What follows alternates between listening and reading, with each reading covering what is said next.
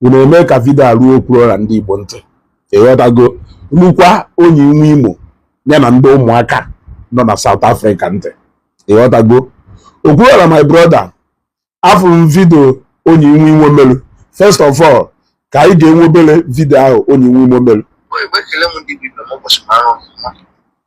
nwanne m na ya na-akpọ n'ịntanetị Okwuluora ji bịa ọlụ ụmụaka iji na-akpọ ya ọ bụ ebe ịzọ ndụ iji na-akpọ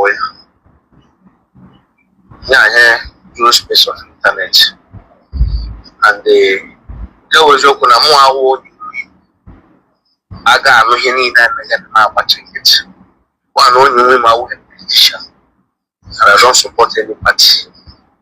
Two, mụ awụ onye nwe Imo I'm meeting.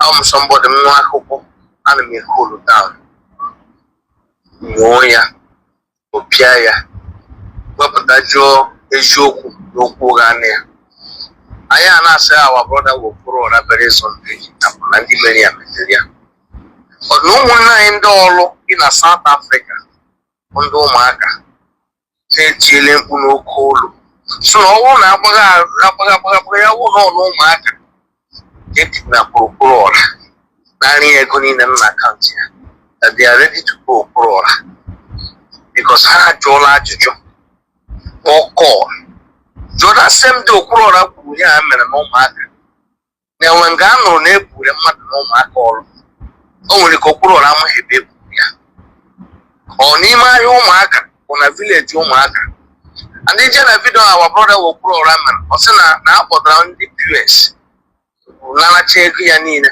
These people be na South Africa ndị ụmụaka si ọ bụrụ na Okwuluora wepụta that POS ọ bụrụ na ọnụ ụmụaka ala ụmụaka ka a nọ kidnap na ha dị ready kwachi Okwuluora nwaanyị ndị a ji etinye ọnụ n'ahịa awụ wepụta ihe ego village dịkwa ụmụaka ịsụ onye mere gị invite ga-abịakwara na ndị ụmụaka enweghị eze onye mere gị invite for occasion na ụmụaka ga-abịakwara imebiele many people ndị nwere wedding ha ga-eme this Christmas ihe mere gị adịghị mma we are not supporting this ọnwụ n'ọnụ ụmụaka ya mere because that same day dere na ị nọ n'Owerri I chatted Okwuluora ajụrụ m my brother are you in Owerri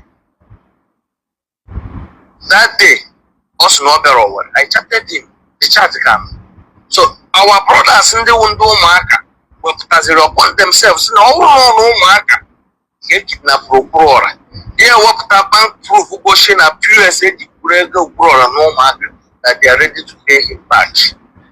Why eji eme ha awụ na enwe people nwere burial ha ga-eme enwe people nwere wedding ha ga-eme na ụmụaka were big town onye nwe Imo ha been to ụmụaka emele m video mana ụmụaka enwe pụta na space of internet si na enwe ya mmadụ na ọ dị ka ghost town ọwụ ụmụaka nga ha ka isi daa ya ahịa ụmụaka ga na-azụ ruo echi o nwere ka ọ bụrụ a place dị close to ụmụaka ga ya ha Okwuluora otu ndị ụmụaka wepụtaziri ya na-asị biko na ata gara Okwuluora that POS eji were ego Okwuluora na ụmụaka ya provide ara ha na akaụntụ ndị ha kwere ego a na provide ya sense on ụmụaka why eji eme this video onye iji eme this video na mmadụ na-ekwu okwu n'ịntanetị ya na-echi ụzọ the works okay ka anyị gbara ya bime ebe a Okwuluora nwanne m itigo ọkpọsa aka na kpụzie hapụ ndị ụmụaka ha chi ili onwe ha nye onwe ha na-agwa o ji ewepụta POS iji wee withdraw ego wota as if na ha wụ police officers ọ ya wee wepụta POS ife anye ha enweje kama ha ya enye ego blank check gwa bụ fill in any amount of money ịchọ na ọrụ iwepụta POS ya gwa ha wole ego ahụ jee na be Chinechele ma ahụ ije rezile ego tụọ ego asị ndị ụmụaka nọ South Africa wole ego ahụ ha tụtara kpọrọ Chinechele kpọjee Zenith Kidney Center Abuja eweje meye transplant onye dị na-aghọwo ibe unu na-achọ ka unu kpochaa ụmụaka unu dị more interested in cleaning the image of ụmụaka online rather than doing the necessary things on the ground. Ị na-asị ka unu ma na-enwe eyewitness my elder sister nke tọrọ m direct nwere ebe ha jere akwamozu side ọrụ ahụ wee na-apụta ha amaghị na ile ahụ ha na-agba adụ solemnly ha fụọ mmadụ n'ile ahụ nọkata hafu ka ụmụ dimkpa nwanụ si n'ime ọfịa masta etu a ka esi wee stọpụ moto a sachi ha ncha niile nene ma fonu ha nakọrọ ndị mmadụ fonu nakọrọ ndị mmadụ ma ndị anakoji ego and ife niile pasi aha ha gaba. Who is there? Who will be there to witness what has happened?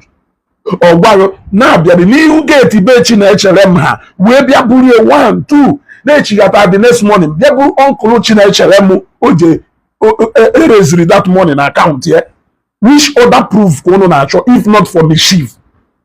Be Chinechere m o je reziri ego ọ bụrụ na ụmụaka ọgwa nọ n'ihu geeti be ha ka abịa burie 1 2 gwayo na-echigata next day ye bịa buru ọnkụlụ Chinechere m onye nwe Imo. Why can't you drive and go to Chinecherem's compound? Since you people know where Okwuluora went to. Why can't you people go to exactly that same place where Okwuluora went to? Why can't you people go there to go and interrogate them? Madam and uncle Chinecherem Ebujeno Anatago. Why are you people after Okwuluora because of if Okwuluora Kunono? Okwuluora need to go. You people should keep your money. If you want to do something with your money, go and use it and fight insecurity in your place. Thanks to Nonsonkwa. Ahezo evil. Nonsonkwa apatago. Won't go with you. Won't know an axis na that umuaka battle mabeha. No, you loud very bad na that gayaga.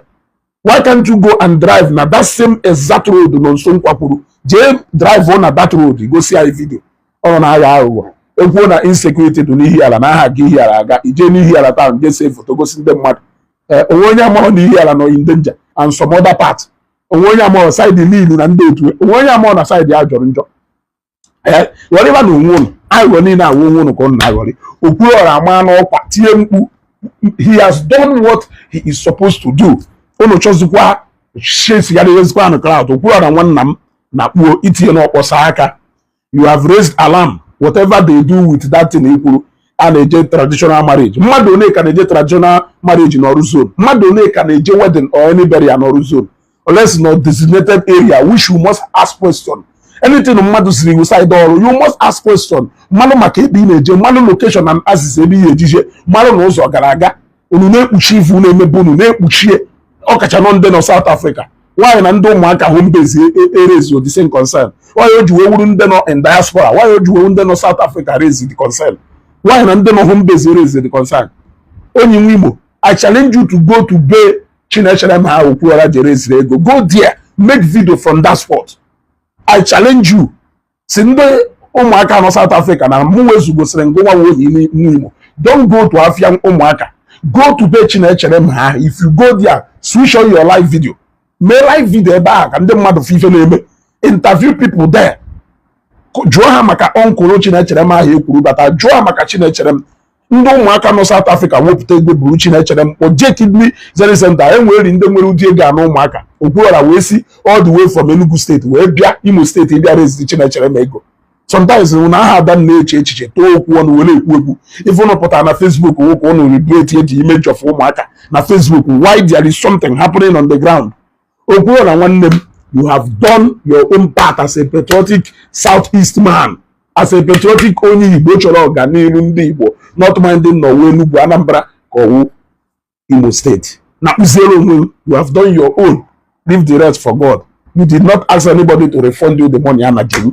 Ana gwa je wota POS. Ana gwa je wota. Ghara mazi ojobo eji POS. Nya POS aye ji we were ego no ma amarozi n'ifenu. Amarozi n'ifenu. Ana say je print your statement. As a police team ka hawo. As in the police team. Mmadụ kpọrọ ụlọ afọ ebe ojelu. Go on family ojelu. Locating that family, is it difficult to locate that family? Ijebe no ụmụaka town, je gbagara na afọ ụmụaka. Since onu challenge Okwuluora, where je wota, ana ma challenge onye nwe Imo say je ebe Chinecherem ha Okwuluora je raise ego. Iru ebe a, ti live broadcast, ti ba live kwuo onye ọ na no there. Yes, confirm, make interview, make mana na uncle yo but na maro condition Chinecherem. Onokata na ebe ko we. Anyway, people should continue harboring evil. Yeah, they chase together in the crowd. Only they interested in a polish image of ụmụaka out there, so that people see kahato. Ndị mmadụ na-ezu ifu na-emebe ezo. Onwe ndị ihe ala ya gba area of ihe ara ya gaga. Even ụfọdụ ndị ọrụ ya nọ na Facebook na-eti. Even ụfọdụ ndị ụmụaka nọ na comment section ka m na-eme broadcast na-agwa m maka ife na-emegasị be ha ụnụ nwado interested. Agwara m ụnụ na ndị na-emebisi be anyị iwu ụmụnne anyị ndị n'obodo oyibo ọkwụ na confirm bụkwana ndị ụmụaka home base na they did not say anything, mana ndị nọ South Africa ada anata ụlọ nwa ha ndị chọrọ iribirate the image of ụmụaka online and not offline. Ịghọtago? Mere unu na-eje jisi na ike. O bravo Okwuluora nwanne m, wọchasị aka iji wee nwude nwa ọkụkọ ya wuhi wee wọchasị aka wụpụrụ ha mmiri ha na entrance be ha. Ọ gwara onwe ife bujere ebe ahụ zijewekwa nwanne m na kpụrụ onwe ya itudo ọkpọsa aka. Chineke ekele ka ị bara n'ime ọnụ agụ wee pụta achụcha ntọ na were nji ụbọchị ọzọ nya nwere onye ọzọ ma nya awụ na mụ na onye awụ narị onye ọwụna. Ịghọtago? Mana ọ na-adụ mmanụ kata ife mee ka ndị mmadụ wee were nwere ife.